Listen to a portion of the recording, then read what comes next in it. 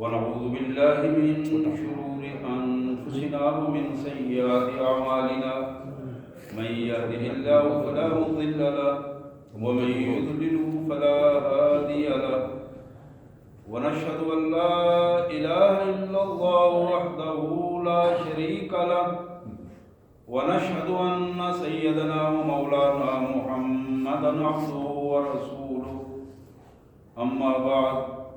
فإن خير الحديث كتاب الله وخير الهدي هدي محمد صلى الله عليه وسلم وشر الأمور محدثاتها كل محدثة بدعة وكل بدعة ضلالة وكل ضلالة في النار. قال الله تبارك وتعالى في الكلام المجيد والفرقان الحميد: أعوذ بالله من الشيطان الرجيم بسم الله الرحمن الرحيم. يا أيها الناس اتقوا ربكم الذي خلقكم من نفس واحدة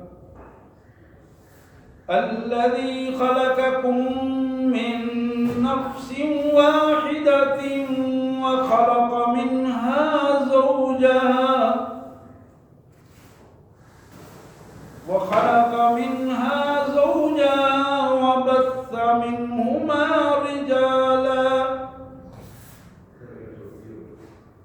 وبث منهما رجالا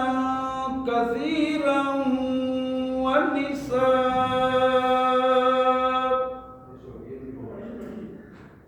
واتقوا الله الذي تساءلون به والأرحام إن الله كان عليكم رقيبا.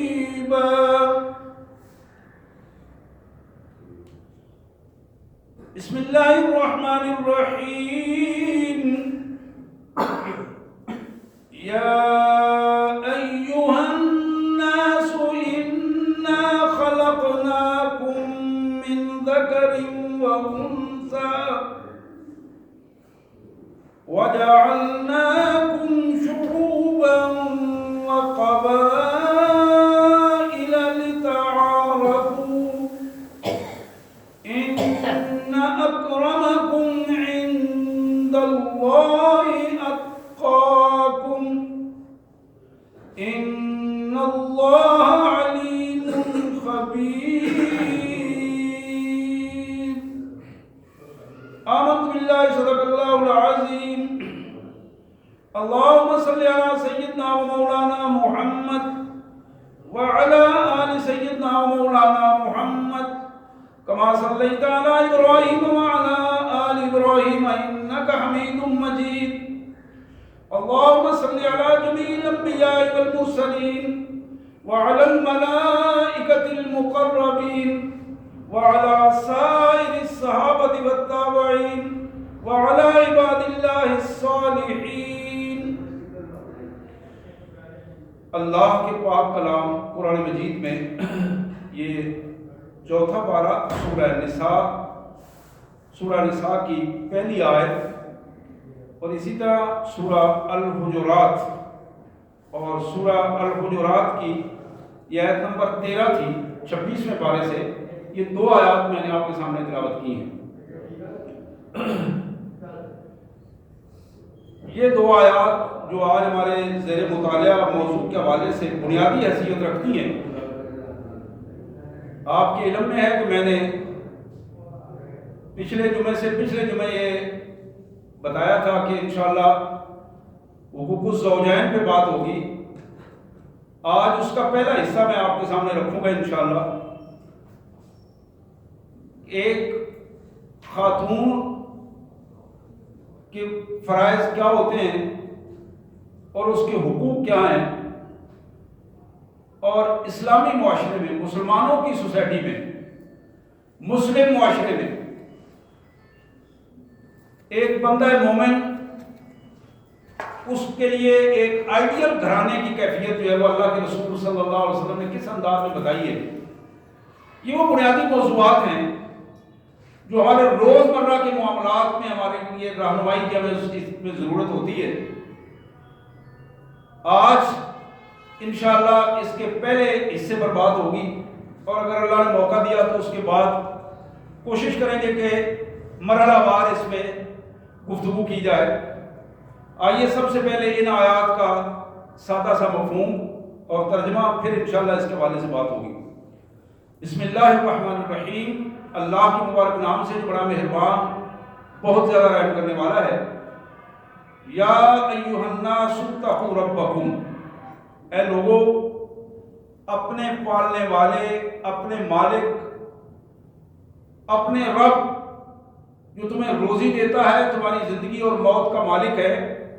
اس رب سے ڈر جاؤ، اس کی محبت اپنے دلوں میں پیدا کرو. اتقوا میں یہ دونوں چیزیں شامل ہیں. اللہ کی محبت اپنے دلوں میں پیدا کرو اور محبت کا خوف پیدا کرو کہ وہ ختم نہ ہو جائے. اے لوگو اپنے پروردگار کی محبت اپنے دلوں میں پیدا کرو اور اس سے ڈر جاؤ. الذی خلقکم من نفس واحدہ، وہ مالک جس نے تمہیں ایک جان سے پیدا کیا، اس پوری کائنات کو ایک فرد سے اس کا آغاز کیا. وخلق منہا زوجہا، اور پھر اسی کی ذات سے اس کی بیوی کو پیدا کیا، اس کی تخلیق کی. وبث منہما رجالا کثیرا ونساء، اور ان دونوں میاں بیوی سے اللہ تبارک و تعالیٰ نے بہت سارے مرد اور عورتیں اس پوری کائنات میں پھیلا دی. واتقوا اللہ، اس اللہ کی محبت میں، اس کے خوف سے ڈر جاؤ. الذین تساءلون بہ، جس کے نام پر تم ایک دوسرے سے سوال کرتے ہو، جس کے نام پر تم دعائیں لیتے ہو، دعائیں کرتے ہو اور دعائیں دیتے ہو. والارحام، اور جس کے مہربانی سے تمہاری رشتہ داریاں قائم ہیں، تمہارے یہ تعلق اور رشتے قائم ہیں اس کی مہربانی سے، اسی کے دیے ہوئے قانون سے ہی اس کی یہ رشتے قائم ہیں. ان اللہ کان علیکم رقیبا، بلا شبہ اللہ تبارک و تعالیٰ تمہاری ایک ایک چیز کی پوری نگرانی کر رہے ہیں. ایک ایک چیز تمہاری اس کے سامنے ہے، تمہارے اعمال بھی اور تمہارے رویے بھی اور تمہارے اخلاق بھی. یہ آیت مبارک تھی سورہ نساء کی پہلی آیت،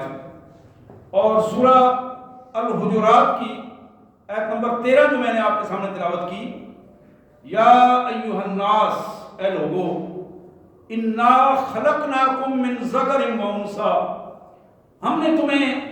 ایک باپ اور ایک ماں سے پیدا کیا، ایک مذکر اور ایک مؤنث سے پیدا کیا، ایک مرد اور ایک عورت سے اس پوری کائنات کا ہم نے آغاز کیا. وَجَعَلْنَاكُمْ شُعُوبًا وَقَبَائِلَ لِتَعَارَفُوا، اور پھر اس ماں باپ کے بیٹوں میں آگے ہم نے نسلیں چلائیں جس میں قبیلے اور برادریاں بنا دی تاکہ تمہارا آپس میں تعارف قائم رہے اور تمہاری آپس میں ایک تعارف کا تعلق خوبصورتی کی بنیاد پر قائم رہے. لیکن ایک اصول یاد رکھو، ان اکرمکم عند اللہ اتقاکم، بلا شبہ اللہ کے ہاں عزت والا صرف وہ ہے جو جتنا زیادہ اللہ سے محبت کرتا ہے، جو جتنا زیادہ اللہ سے ڈرتا ہے، جتنا زیادہ اللہ سے رابطے میں ہے، اتنا ہی زیادہ اللہ کے ہاں وہ احترام اور عزت کے قابل ہے. ان اللہ علیم، بلا شبہ اللہ تو تمہاری ایک ایک چیز کو پوری طرح جانتا ہے، خبیر، اور تمہارے معاملات کو بڑی باریک بینی سے دیکھ رہا ہے. سبحان اللہ وبحمدہ، سبحان اللہ العظیم وبحمدہ نستغفر اللہ. یا ارحم الراحمین، یا ذا الجلال والاکرام، اللہم الف بین قلوبنا واصلح ذات بیننا، یا ذا الجلال والاکرام یا ارحم الراحمین. حضرات، جس کائنات کا آغاز مالک الملک نے ایک فرد سے کیا، میں پہلے بھی کئی خطبات میں یہ عرض کر چکا ہوں، اس کائنات کا آغاز نورانیت سے ہوا ہے، نورانیت سے ہوا ہے، اور وہ نورانیت علم کی نورانیت ہے. وہ نور علم کا نور ہے، جس کو محمد رسول اللہ صلی اللہ علیہ وسلم نے فرمایا العلم نور، علم کا جو جہالت کے اندھیروں کو ختم کر دیتا ہے. اس کائنات کا آغاز نورانیت سے ہوا، اور وہ نورانیت اللہ نے اپنے پیارے بندے، اپنے پیارے نبی جناب آدم علیہ السلام کو عطا کی تھی، اور وہاں سے یہ ایک سلسلہ شروع ہوا۔ اور پھر ہماری ماں سیدہ حوا سلام اللہ علیہا اور جناب آدم صلوات اللہ علیہ، ان دونوں ہمارے ماں باپ سے یہ پوری کائنات کا سلسلہ چلا، اور پوری کائنات کا سلسلہ چلنے کے بعد کائنات نے کے مالک نے یہ قبیلے، یہ برادریاں، یہ تعارف، یہ رشتہ داریاں، یہ سارا نظام ایک بنایا، اور اس نظام کے اخلاقی قوانین دے دیے۔ یہ بڑی اہم بات ہے۔ ایک ہے کسی کو قانون پر مجبور کر دینا قانونی طور پر کہ یہ کام اسی طرح ہوگا، اور وہ تکوینی امور میں یہ کائنات اپنی جگہ پر سورج کے لیے قانون مقرر ہے، چاند کے لیے مقرر ہے، زمین کے لیے مقرر ہے، ہواؤں کے لیے مقرر ہے، پانیوں کے لیے مقرر ہے۔ اللہ فرماتے ہیں یہ سمندر کے پانی کو ہم نے لگامیں دے رکھی ہیں کہ وہ باہر نہ نکلے، جب ہم چاہتے ہیں تو وہ باہر جاتا ہے۔ یہ قانون ایک پوری تکوینی امور میں اس پہ پوری گرفت ہے مالک کی، اور اللہ کے قانون سے ذرہ برابر بھی کوئی چیز آگے پیچھے نہیں ہوتی۔ لیکن انسان کو اللہ نے قانون بتایا، نبیوں کے ذریعے بتایا، اس احسن تکوین کو اخلاق کے زیور سے آراستہ کیا، اور ساتھ یہ بتا دیا کہ اب تمہارے سامنے دونوں راستے ہیں، اچھا راستہ بھی ہے، دوسرا راستہ بھی ہے، اب تم جس راستے کو اختیار کرنا چاہو گے اسی قسم کے نتائج تمہارے سامنے ہوں گے۔ حضرات، نبی رحمت صلی اللہ علیہ وسلم نے جس طرح باقی رشتوں کے حوالے سے اخلاقیات کا تعین فرمایا ہے، ارشادات فرمائے ہیں، رہنمائی فرمائی ہے، اسی طرح سید کائنات صلی اللہ علیہ وسلم ایک دن خطاب فرما رہے تھے۔ یوتھ، جسے ہم آج کے نئے نام میں یوتھ کہتے ہیں، یہ اپنے نام تو ہم بھول گئے ہیں، ہمیں وہ غیروں کے نام جو ہے وہ ذرا زیادہ اچھے لگتے ہیں، اور اس حوالے سے اٹریکشن اس میں زیادہ ہوتی ہے۔ نبی محترم صلی اللہ علیہ وسلم اسے معاشر شباب کہتے ہیں، اے نوجوانوں کے گروہ، یا معاشر شباب، اے نوجوانوں کے گروہ۔ ایک دن آپ نوجوانوں سے خطاب فرما رہے تھے، آپ نے فرمایا کہ من استطاع منکم الباء فلیتزوج، تم میں سے جو شخص آسانی سے نکاح کر سکتا ہے اس کے لیے لازم ہے کہ وہ نکاح کرے، پہلی فرصت میں وہ نکاح کرے۔ تم میں سے جو شخص آسانی سے صلاحیت پاتا ہے، جسمانی صلاحیت، مالی صلاحیت ہے، پاتا ہے، اس کے لیے لازم ہے کہ وہ پہلی فرصت میں نکاح کرے۔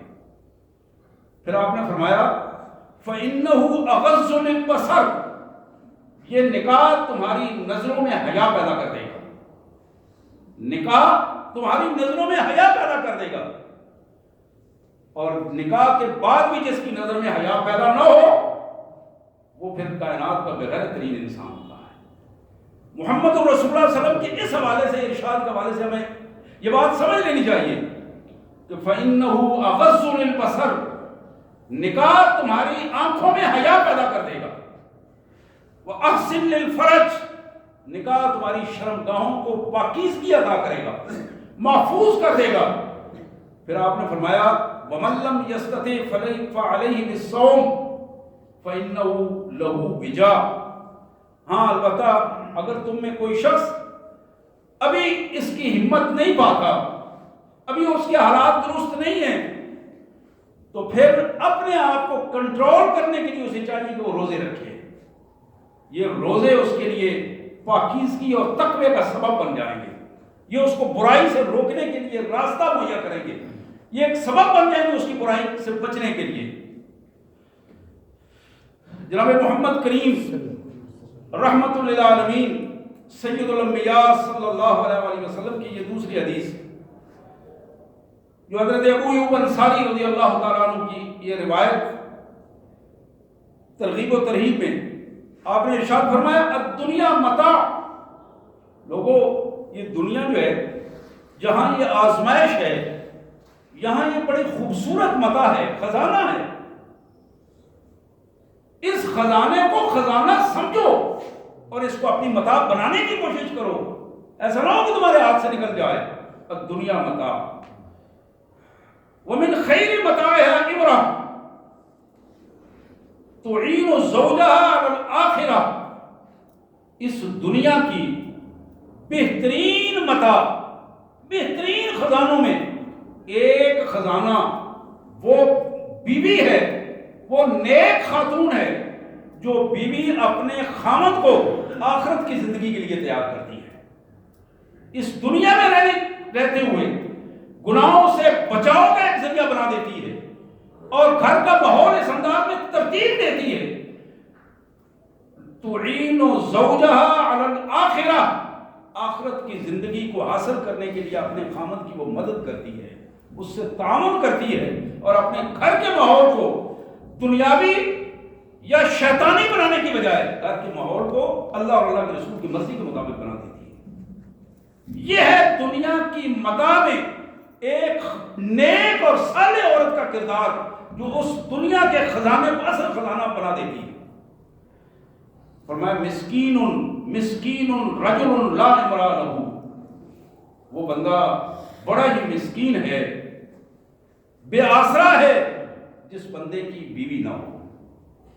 رجل لا امرأ لہ، جو نکاح نہ کر سکا، اس کا خاندان آباد نہ ہوا، وہ بڑا ہی مسکین انسان ہے،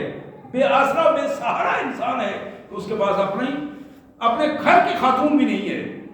مسکینۃ مسکینۃ امرأۃ لا زوج لہا، وہ خاتون مسکینہ ہے، بے آسرا ہے، بے سہارا ہے جس خاتون نے نکاح نہیں کیا،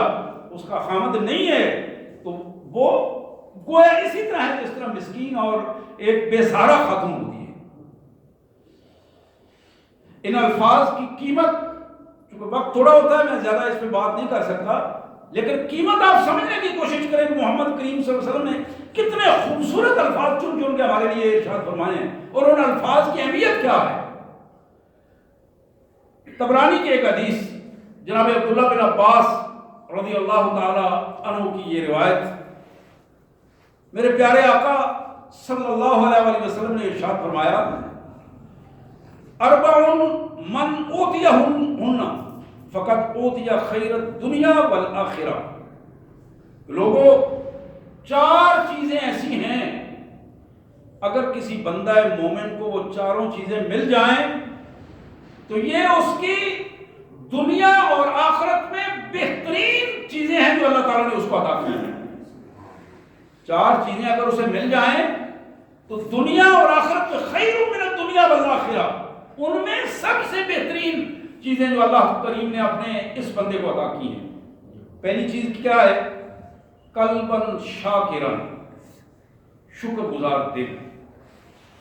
شکوے والا دل نہ ہو، دل و دماغ میں شکوہ نہ آئے، اپنے مالک کے حضور ہمیشہ شکر گزاری کر لیا، اللہ کی نعمتوں کو اپنے اوپر محسوس کرے اور اللہ کی نعمتوں کو محسوس کرنے کے بعد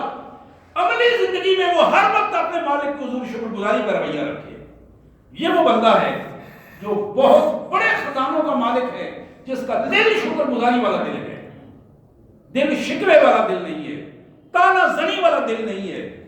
بات بات پر شکایتوں والا دل نہیں ہے. قلباً شاکراً، ہر وقت اپنے مالک کا شکر گزار ہے، جو حالت اس کی ہے اپنے اللہ کے حضور اس کا شکر گزار کرتا ہے. وَلِسَانًا ذَاكِرًا، وہ بندہ اپنی زبان سے ہمیشہ اللہ کی یاد میں رہتا ہے، اپنے دل و دماغ کو اپنے اللہ سے رابطے میں رکھتا ہے، اللہ کا شکر ادا کرنے کے ساتھ اللہ کی تعریف بیان کرتا ہے، اللہ کی حمد، اللہ کی تسبیحات، اللہ کے حضور اس کی تکبیرات یہ بیان کرتا رہتا ہے. وَلِسَانًا ذَاكِرًا وَبَدْنًا عَلَى الْبَلَاءِ صَابِرًا. سبحان اللہ. اور وہ بندہ جس کو اللہ نے ایسا جسم دیا ہے، اس پر جتنی بھی آزمائشیں آئیں وہ ان آزمائشوں میں مستقل مزاجی سے اللہ کے حضور اس کا شکر ادا کرتے ہوئے صبر کرتا ہے، آزمائشوں میں شکوہ شکایت نہیں کرتا. تھوڑی سی چوٹ لگ گئی اور باتیں کرنا شروع کر دی، یہ احساس نہیں کہ اگر اس سے بھی زیادہ اگر مجھے لگ جاتی تو میں کیا بگاڑ سکتا. تھوڑا سا کٹ لگ گیا تو بڑا پریشان ہے، لیکن یہ نہیں معلوم کہ جس کی انگلی کٹی ہوئی ہے اس کی کیا کیفیت ہے. اللہ کے رسول صلی اللہ علیہ وسلم نے فرمایا وَبَدَنًا عَلَى الْبَلَاءِ صَابِرًا،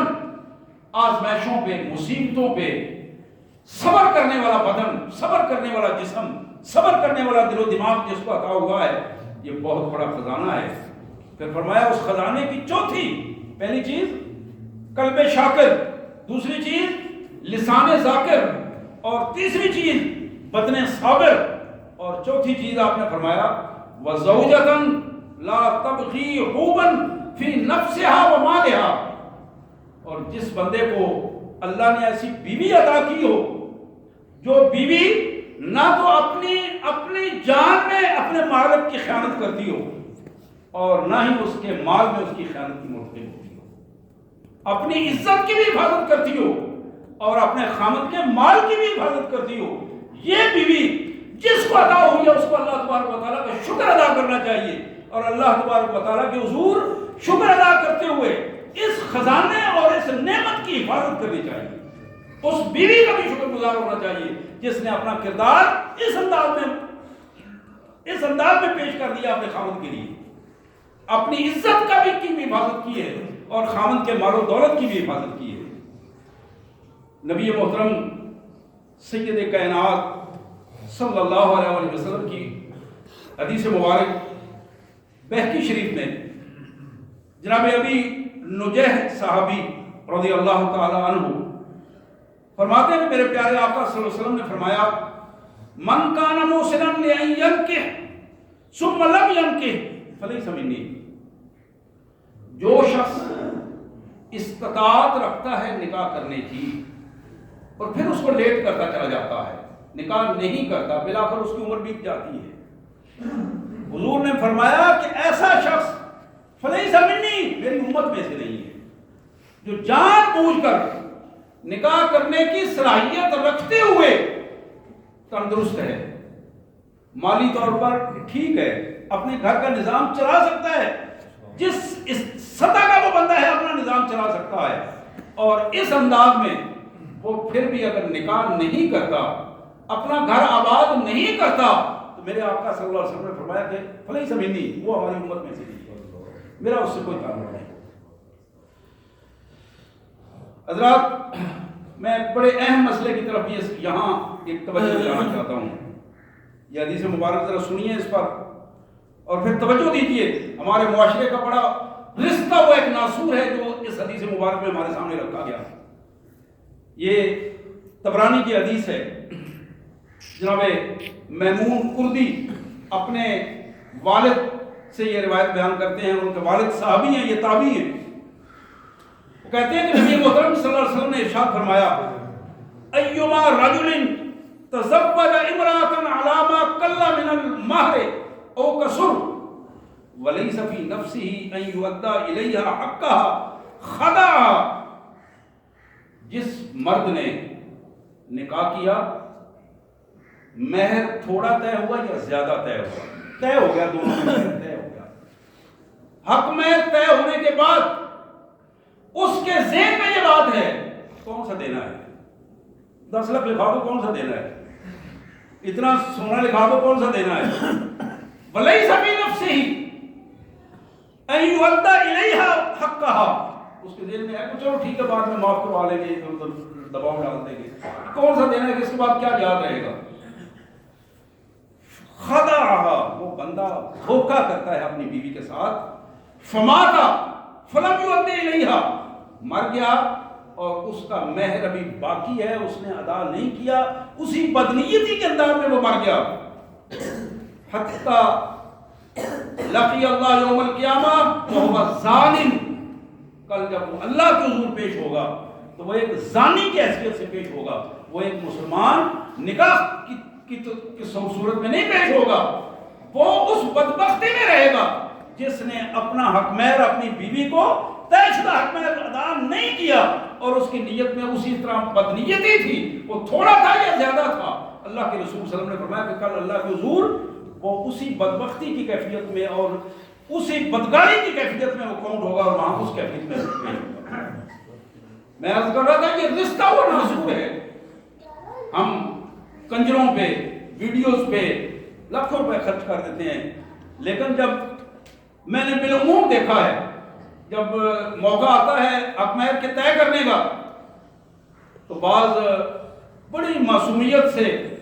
سفید داڑھی والے بزرگ کہتے ہیں اچھا جی شریک حق مہر بن دو. بچہ لاکھ روپے کماتا ہے, 1.5 لاکھ کماتا ہے, 10,000 کماتا ہے, اس میں شریعت نے کوئی پابندی نہیں رکھی, لیکن شریعت یہ پابندی لگا دی ہے کہ جس کا نکاح ہو رہا ہے اس کی حیثیت کے مطابق اس کا حق مہر بنایا جائے, اس کی حیثیت کے مطابق. اب حیثیت کیا ہے؟ اگر حیثیت لاکھوں روپے شادی پہ خرچ کرنے میں ہے, کروڑوں روپے خرچ کرنے میں ہے, اسی حیثیت کے مطابق پھر اس بچی کے حق کے طور پر بھی اسی انداز میں حق مہر ہوگا. اور یہ جو شرعی حق مہر کا رونا رویا جاتا ہے یہ بالکل ایک غلط پروپیگنڈے کے طور پر, میں یہاں دیکھ رہا تھا آج ہی ترغیب و ترہیب میں ہماری مائیں ان کے قدموں پہ قربان سیدہ فاطمہ الزہرا سیدۃ النساء فی العالمین محمد الرسول اللہ علیہ وسلم کی صاحبزادی, جب ان کا نکاح جناب سیدنا علی کرم اللہ وجہہ کے ساتھ ہوا تو 5 درہم چاندی کے مہر پر ہوا, اور یہ 5 درہم آج کے دور میں انہوں نے حساب لگا کے بتایا کہ 1 کلو 530 گرام بنتے ہیں. اس دور کے جو 5 درہم کا آج حساب لگایا جائے تو وہ چاندی 1 کلو 530 گرام بنتی ہے. ہمیں اس غلط فہمی میں ڈال دیا گیا ہے کہ وہ 4 یا 5 درہم جو ہیں وہ 4 آنے کے برابر ہوتے ہیں اور 12 آنے یا 16 آنے بن کے وہ اسی طرح وہ 32 روپے 8 آنے میں وہ پتہ نہیں کتنے دیر سے اسی انداز میں چل رہے ہیں. اور یہ وہ دھوکہ ہے اور یہ بددیانتی ہے اور خواتین کے حقوق کے ساتھ بددیانتی ہے. اسی طرح میں دیکھ رہا تھا ام المومنین سیدہ ام حبیبہ سلام اللہ علیہا, ہماری مائیں ان کی قدموں کی خاک پہ قربان, نبی محترم صلی اللہ علیہ وسلم کی زوجہ محترمہ ام حبیبہ سلام اللہ علیہا 4,000 درہم ان کا حق مہر تھا, اور ایک روایت کے مطابق 400 دینار, درہم چاندی کے سکے کو کہتے ہیں اور دینار سونے کے سکے کو کہتے ہیں. اور یہ چاندی کا اگر حساب لگایا, اور اس کتاب والے نے حساب لگا کے بتایا کہ 12 کلو 247 گرام آج کے دور میں وہ چاندی بنتی ہے جو محمد الرسول اللہ علیہ وسلم کے اپنے نکاح پر یہ مہر دیا گیا سیدہ ام حبیبہ سلام اللہ علیہا. تو حقیقت یہ ہے کہ ہم نے اپنی زندگی بنانی ہے محمد الرسول اللہ علیہ وسلم کے طریقے کے مطابق, نہ کہ اپنے مفادات اور دوسری قوموں کے طریقوں کے مطابق اس کو ڈھالنا ہے. ام المومنین سیدہ عائشہ صدیقہ سلام اللہ علیہا کی یہ روایت جو ترمذی شریف میں موجود ہے فرماتی ہے کہ میرے پیارے آقا صلی اللہ علیہ وسلم نے ارشاد فرمایا خیرکم لأہلہ, لوگوں تم میں بہترین انسان وہ ہے جو اپنے گھر میں بہترین گنا جائے, اس کا رویہ اپنی بیوی کے ساتھ اچھا ہو, اس کا رویہ اپنے بچوں کے ساتھ اچھا ہو, اپنے ماں باپ کے ساتھ اچھا ہو, اور ایک توازن کا رویہ رکھے, وہ اپنے گھر میں توازن پیدا کرے, وہ بہترین انسان ہے. اور پھر فرمایا وَأَنَا خَيْرُكُمْ لِأَهْلِي, میں تم میں بہترین نمونے کے طور پر اللہ نے مجھے پیدا کیا اور میں اپنے گھر والوں کے لیے ایک نمونے کے طور پر تم میں سے بہترین انسان ہوں. حضرات ایک دوسری روایت جو ترمذی میں ہی ہماری ماں سیدہ عائشہ صدیقہ سلام اللہ علیہا کے حوالے سے آتی ہے, میرے پیارے رسول صلی اللہ علیہ وسلم نے فرمایا ان من اکمل المؤمنین ایمانا احسنهم خلقا,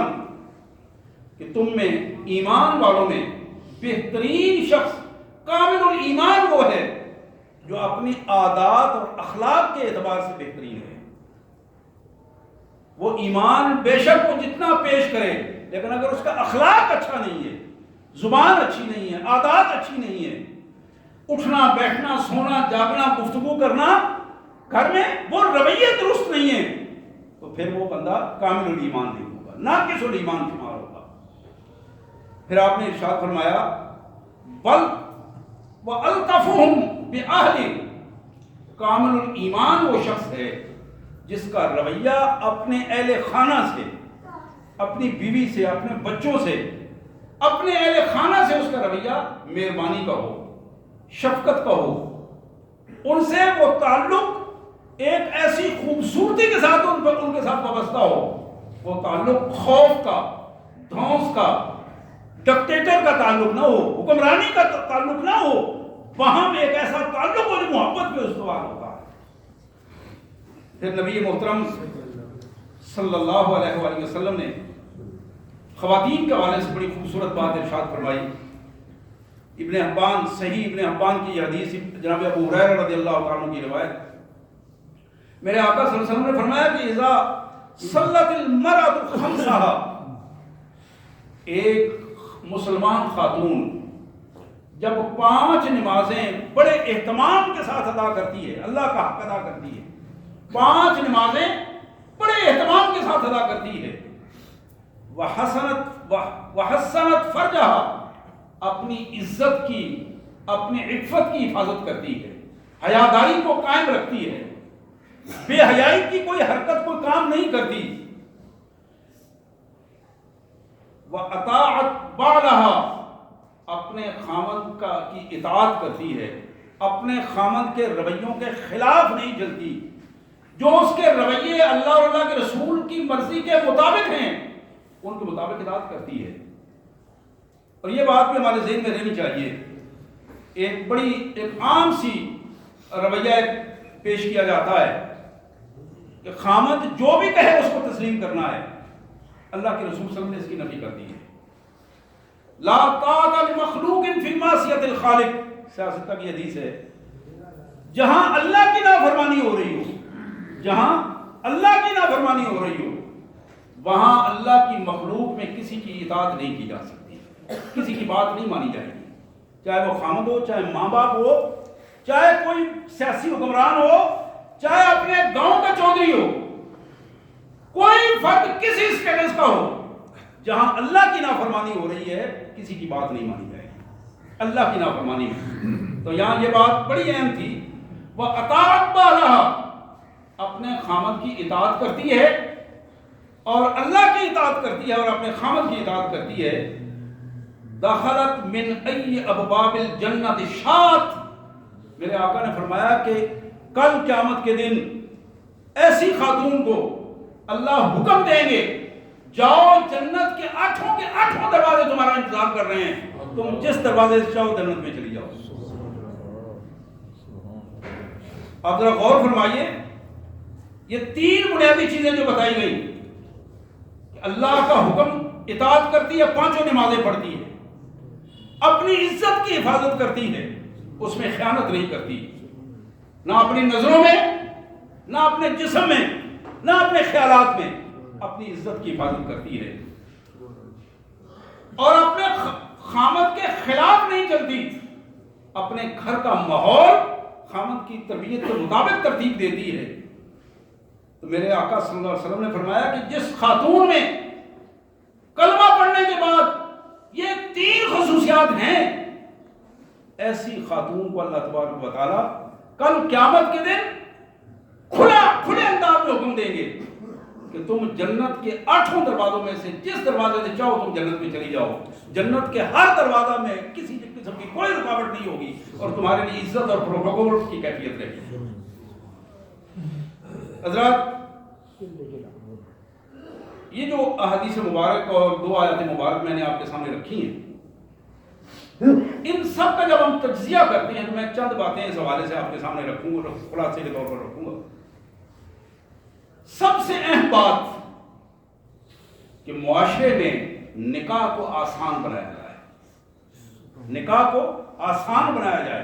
ہمارے معاشرے میں نکاح مشکل سے مشکل نہیں ہوتا چلا جا رہا ہے۔ نکاح بچوں کے لیے، بچیوں کے لیے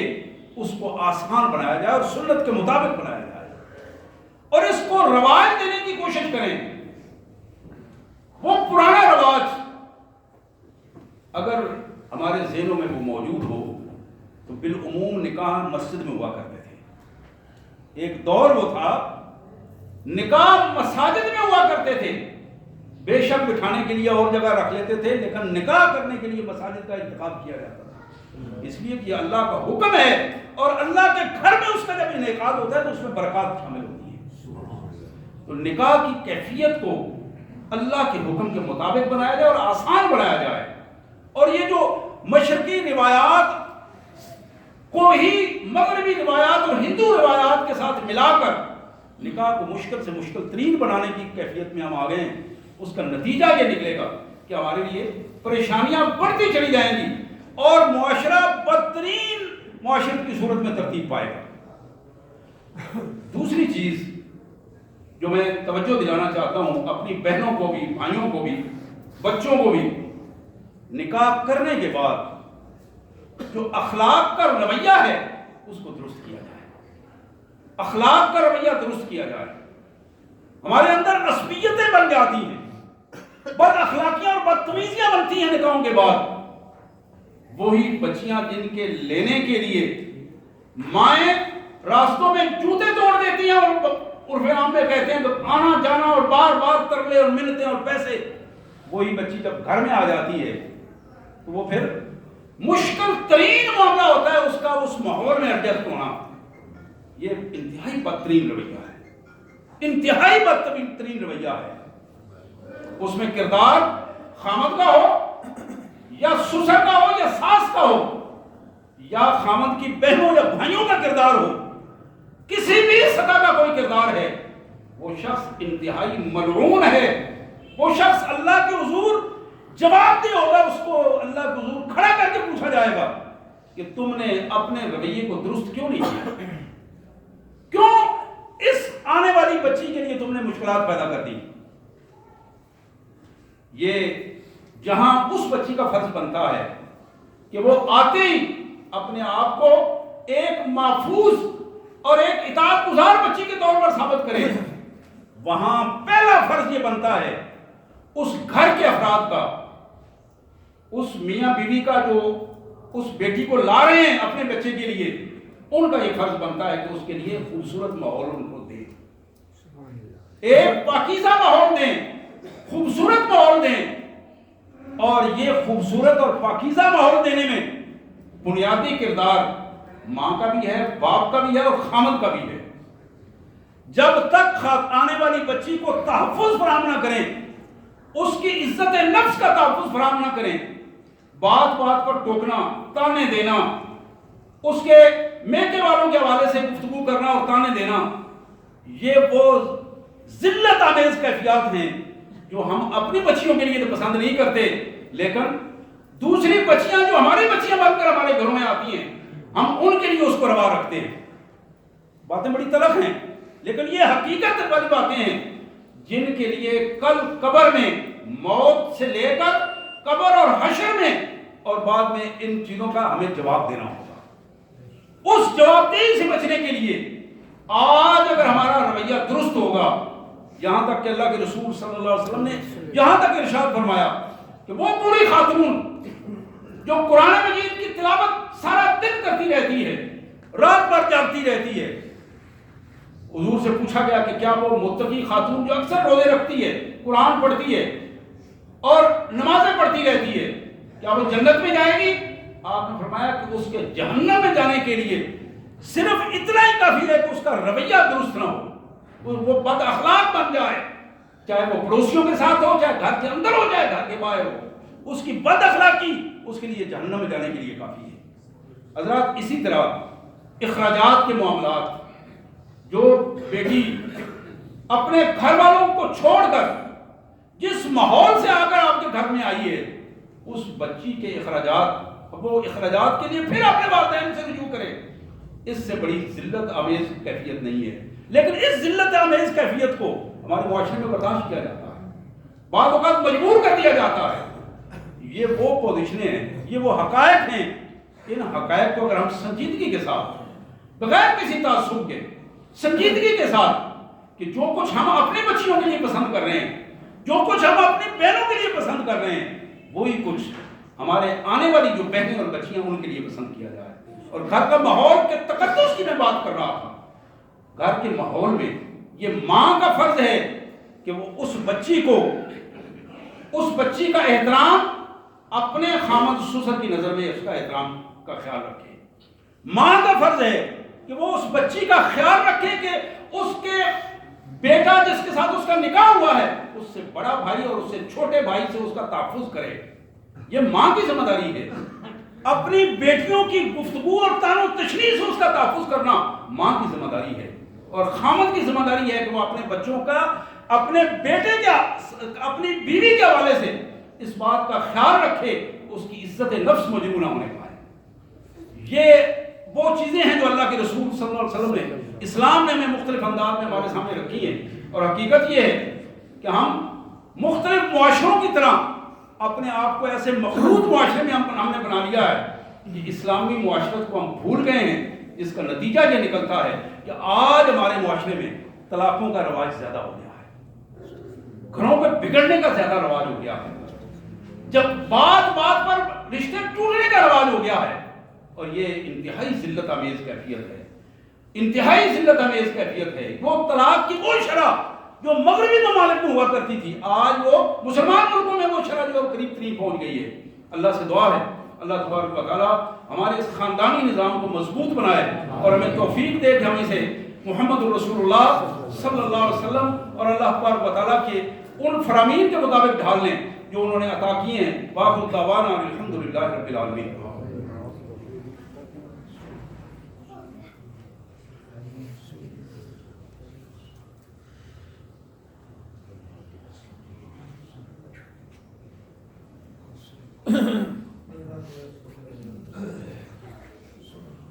Mm-hmm.